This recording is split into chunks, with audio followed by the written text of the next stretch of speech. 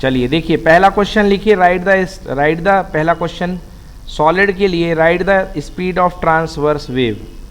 तो सॉलिड के लिए बच्चों speed of transverse wave v is equal to होती है under root elasticity coefficient eta upon rho. Note कर लो बच्चों, coefficient of elasticity by rho, where eta is the modulus of rigidity and rho is the density of the material of solid. हाँ note कर लीजिए, speed of transverse wave जो हुआ करती है, ट्रांसवर्स वेव की स्पीड मटेरियल के अंदर क्या होती है, under root eta by rho. और दूसरा स्ट्रेस्ड स्ट्रिंग में जो स्पीड होती है वो v equal to under root T by M, जहाँ पे t डोरी का टेंशन और m जो होता है वो होता है मास पर यूनिट लेंथ। ठीक है, नोट कर लिया, पेपर ग्रुप में डाला हुआ है, आराम से पढ़ भी लेना। चले आगे। Yes sir. चलिए अगला क्वेश्चन लिखिए कि एक कोई एरोप्लेन है बच्चों, मतलब समझ लो क्वेश्चन, एक कोई एरोप्लेन है वो 1 किलोमीटर रेडियस के चक्कर में गोल गोल गोल गोल गोल गोल घूम रहा है।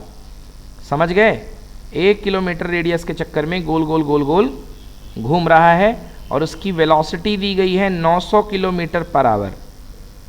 क्या वेलोसिटी है, 900 किलोमीटर पर आवर। बताइए कि सेंटर की तरफ कितना एक्सेलरेशन लगेगा। तो आपको बताना है सेंट्रीपिटल एक्सेलरेशन, आपको बताना है कि कितना लगेगा। और दूसरा सेंट्रीपिटल एक्सेलरेशन लगाने के बाद आपको बताना है कि इसका जी के साथ रेशियो क्या है, मतलब उसका एक्सेलरेशन और जी का रेशियो निकालना है। तो देखो कैसे करेंगे, रेडियस 1 किलोमीटर को मीटर में बदल लो, स्पीड दी है या मीटर पर सेकेंड में बदल लो। बच्चों सेंट्रीपिटल एक्सेलरेशन का फॉर्मूला सब लोग को याद होना चाहिए, v स्क्वायर अपॉन r हुआ करता है। वैल्यू पुट करके एक्सेलरेशन निकाल लिया। अब एक्सेलरेशन और ग्रेविटी का रेशियो आंसर आ गया 6.38। कहो बन जाएगा कि नहीं बनेगा, कोई दिक्कत है क्या?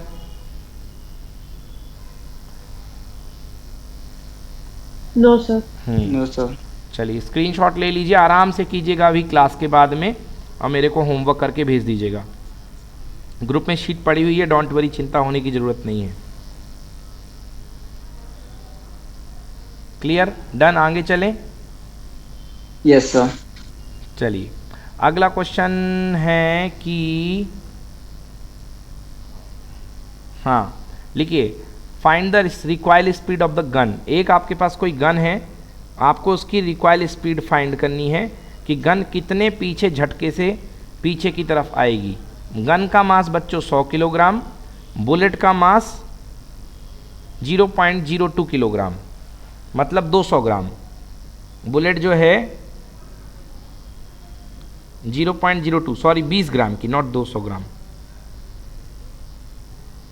ओके, हाँ ये बुलेट का मास है गन का मास 100 किलोग्राम, बुलेट का मास 0.02 किलोग्राम। और जो बुलेट गोली निकली है यहाँ से उसकी स्पीड है कितनी, 80 मीटर पर सेकेंड। तो आपको बताना है कि मास ऑफ द गन क्या होगा। चलो समझना हर्षिता, इनिशियल मोमेंटम 0 होगा, फाइनल मोमेंटम देखो, the gun and shell have no initial velocity as they have initially at rest.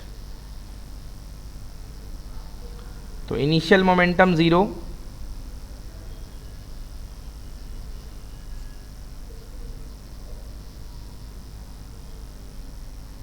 Initial momentum 0,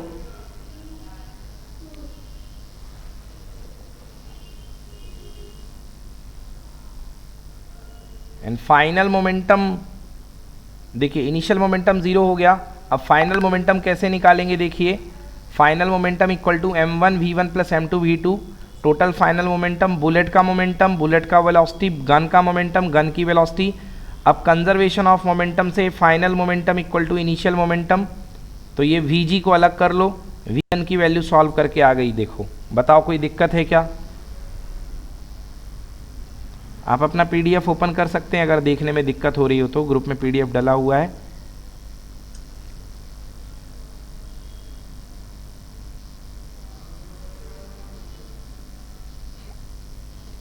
बताइए बनेगा कि नहीं बनेगा, स्क्रॉल अप स्क्रॉल डाउन करना हो तो वो भी बताइए।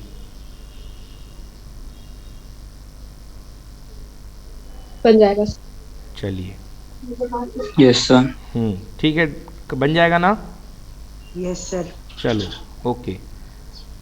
चलिए अगला क्वेश्चन लिखिए कि एक कोई बंदा है, वो लिफ्ट में चढ़ा हुआ है और उसका मास है 70 किलोग्राम।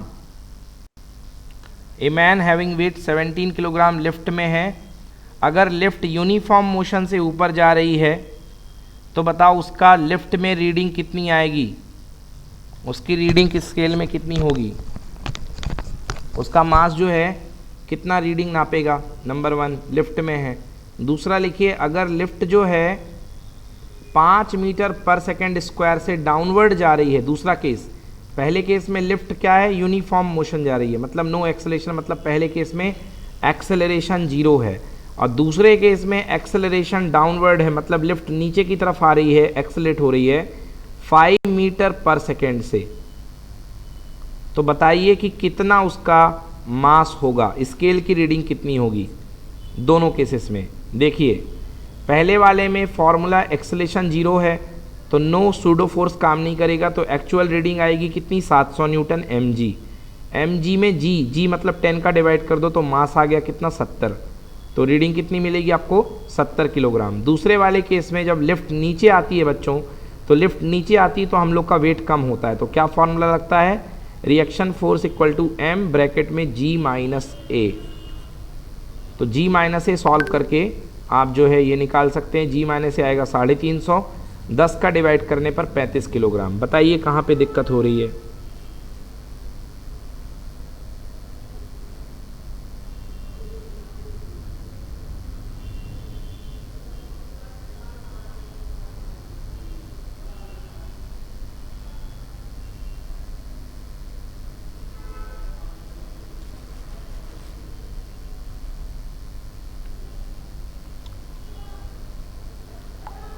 फिजिक्स का टैग पेपर कर दिया मैंने टैग, अगर आप लोग को देखना हो तो देख लो। फिजिक्स का ये पेपर चल रहा है, 3rd पेपर।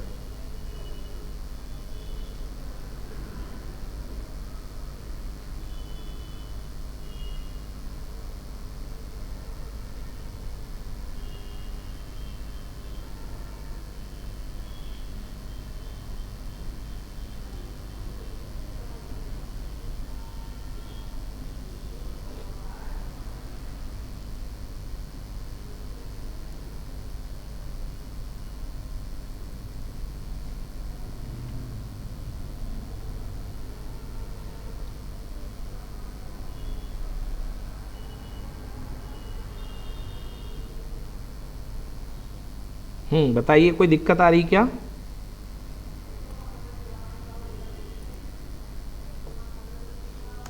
चलिए अगला क्वेश्चन लिखिए,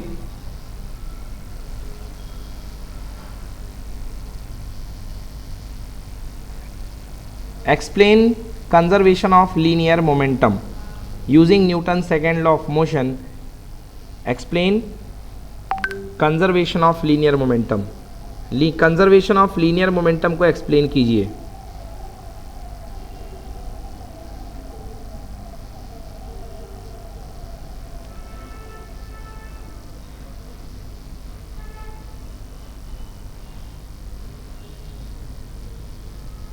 चलिए कंजर्वेशन ऑफ लीनियर मोमेंटम को एक्सप्लेन कीजिए, पढ़ो जय। Using Newton's second law of motion for a system of n particle, total force F is equals to sigma d by dt mi vector is equals मतलब to अगर d आपके by pass dt। n particle हैं तो जो total force होता है वो rate of change of momentum के इक्वल होता है। तो d by D T m1 v1 plus m2 v2 plus m3 v3 plus mn vn, n particle होंगे। तो पढ़ो, internal force acting on the particle cancel out in pairs, taking external force also to be 0. So F is equals to 0. We get d by dt m1 v1 plus m2 v2 plus mn v1 vn is equals to 0. और m1 v1 plus m2 v2 plus mn vn is equals to constant। मतलब किसी quantity का differentiation अगर 0 है तो वो quantity क्या होगी, कांस्टेंट होगी। ये चीज पता चल रही है यहाँ पे। हाँ, the above expression shows the linear momentum is conserved and this principle is called principle of conservation of momentum. चलिए ले लीजिए इसका pic. This is called principle of conservation of momentum.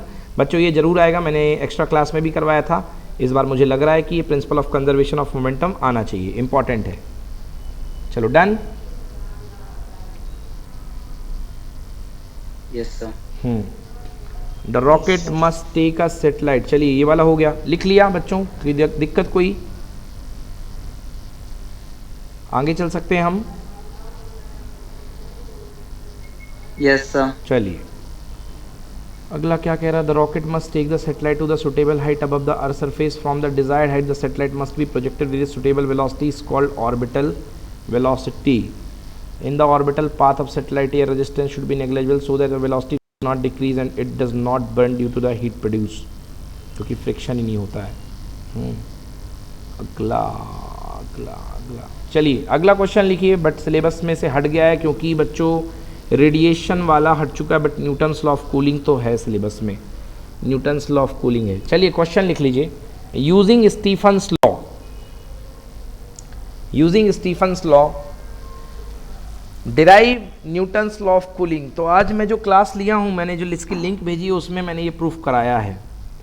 Stephen's law को प्रूफ करना है आपको, तो ये मैंने प्रूफ कराया है. चलो पढ़ो जाए. Consider Newton's law of cooling को यूजिंग स्टीफन्स लॉ पढ़िए. Consider a hot body. Consider a hot body with a temperature T1 placed in a uniform temperature enclosure with temperature T2. According to Stephen's law, E is equals to ये क्या है? Epsilon sigma emissivity. E total radiated power E is equal to epsilon sigma T1 की power 4 minus T2 की power 4. हाँ, where E is the rate of cooling, epsilon is the emissivity of the surface of the hot body. Okay. अब देखिए इसको solve करते हैं. तो T1 minus T2 बाहर ले लिया और बाकी की चीज़ ये आ जाती है. बाइनोमियल थ्योरम से ये ओपन होता है तो ये चीज़ आ जाती है. Now T1 minus T2 is very small, so T1 can be approximately equal to T2. अगर T1 माइनस T2 बहुत स्मॉल है तो T1 can be approximately equal to T2. So epsilon sigma T1 minus T2 हो जाएगा, ये हो जाएगा T2 cube, ये हो जाएगा 2T2 क्यूब, ये और ये ऐड हो गया T2 क्यूब और ये हो गया T2 क्यूब. तो क्या बन गया? E इज इक्वल्स टू 2 बार T2, 3 बार T2, 4 बार T2, तो 4T2 क्यूब और T1 माइनस T2 सारे के सारे कांस्टेंट है, केवल T1 माइनस T2 वेरिएबल है. तो E मतलब क्या है? लिखा हुआ था स्टार्ट में. E मतलब rate of cooling. Rate of cooling is proportional to T1 minus T2. ठीक है ना? Yes sir. ये आपको एज इट इज याद करना है. लिखा भी हुआ है कि student could not evaluate the term this, है ना. और स्टूडेंट जो है बाकी सीधे इसको याद करके जाना है. ए की पावर 4 माइनस बी की पावर 4 की जो फैक्टर होती है वो ये हुआ करती है. इस फैक्टर का इस्तेमाल करके जो डायरेक्टली यहाँ पर इसको यूज़ कर दिया गया है. T1 माइनस T2 का जो रिलेशन है डायरेक्टली इस वाले फॉर्मूले को यूज़ कर दिया गया है. चलिए, तो ये इम्पॉर्टेंट नहीं है तो इस पर ज़्यादा ध्यान मत दीजिए, ये नहीं आएगा. हाँ, अगला क्वेश्चन लिखिए. बढ़िया क्वेश्चन है. अगला क्वेश्चन है ने उसे क्या बोलते हैं, फर्स्ट लॉ ऑफ थर्मोडायनेमिक्स से. किसी सिस्टम को हीट दी गई है 100 जूल और सिस्टम द्वारा काम किया जा रहा है कितना? 75 जूल. बताइए कितनी इंटरनल एनर्जी चेंज हो जाएगी? Yes, work done by the system पर सेकेंड 75 जूल है. आप बताइए इंक्रीज इन इंटरनल एनर्जी पर सेकेंड डी यू कितना होगा? देखिए बच्चों, मैंने आपको पढ़ाया था डी क्यू इक्वल टू होता है D you plus D W. तो आपको निकालना है डी यू. तो डी यू इक्वल टू हो जाएगा D Q minus D W. Value put कर दीजिए, आंसर आ गया 25 जूल पर सेकेंड. मतलब जूल पर सेकेंड को क्या बोलते हैं अपन? वॉट. तो आंसर जो इंटरनल एनर्जी में चेंज आएगा पर सेकेंड कितने का आएगा? 25 वॉट का. अच्छे आराम से देखो बच्चों, समझ में आया कि नहीं आया? क्वेश्चन क्या था? कोई थर्मोडायनेमिक सिस्टम है, आपने उस सिस्टम को 100 जूल हीट दी है. लिख लो question. A thermodynamic system given 100 joule of heat. A thermodynamic system given 100 joule of heat.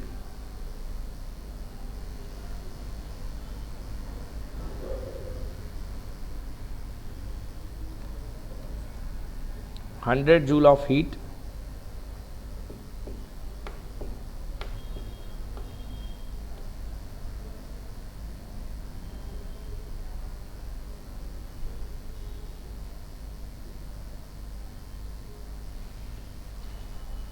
एक थर्मोडायनेमिक सिस्टम है जिसे 100 जूल ऑफ हीट दी गई है।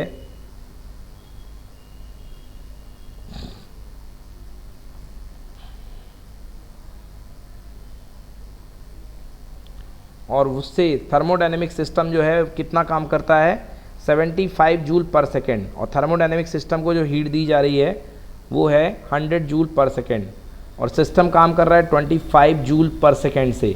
तो बताइए इसकी इंटरनल एनर्जी में कितना चेंज आएगा, किस रेट से इंक्रीज हो रही होगी इंटरनल एनर्जी? बोलो बच्चों, बनेगा कि नहीं बनेगा? Yes sir. ओके, चले आगे। चलिए इस वाले को छोड़ दीजिए अभी बच्चों, 29th नहीं करना, छोड़ दो इसको। चलिए अगला क्वेश्चन। हाँ देखिए, अगर कोई डोरी है in a string of length 12 metre, a mass of 2.10 kilogram is hanged. भाई इस किसी डोरी में, कोई डोरी है 12 मीटर की जिसका मास है 2.10 किलोग्राम, या मास टांगा गया है, जो भी समझ लो, ठीक है ना। ये मास टांगा गया है 2.10 किलोग्राम, स्मॉल m।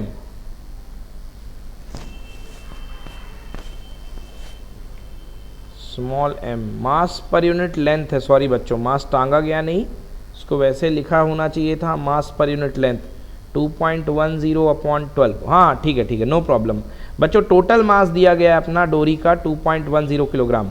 अगर डोरी में 2.06 × 10⁴ न्यूटन का टेंशन दिया जाए, तो बच्चों ध्यान से देखो क्या क्या लिखना है। बच्चों लिखो, लेंथ ऑफ द वायर, जो डोरी बनाई गई स्ट्रिंग की लेंथ है 12 मीटर। जो लेंथ का टोटल मास है, डोरी का जो मास है वो है कितना, 2.10 किलोग्राम, इतना मास है। और डोरी में जो टेंशन दिया गया है वो टेंशन कितना है, 2.06 × 10⁴ इतने का टेंशन दिया गया है।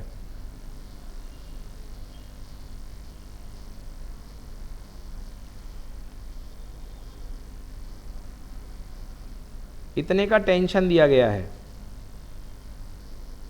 तो बताइए कि वेव की वेलोसिटी होगी, जो उसमें वेव बनेगी उसकी वेलोसिटी क्या होगी। तो फॉर्मूला क्या होता है बच्चों, v = √T/m, जहाँ पे m क्या हुआ करता है, m होता है मास पर यूनिट लेंथ। तो पहले आप मास पर यूनिट लेंथ निकालो, फिर उसके बाद वेलोसिटी निकालो वेव की।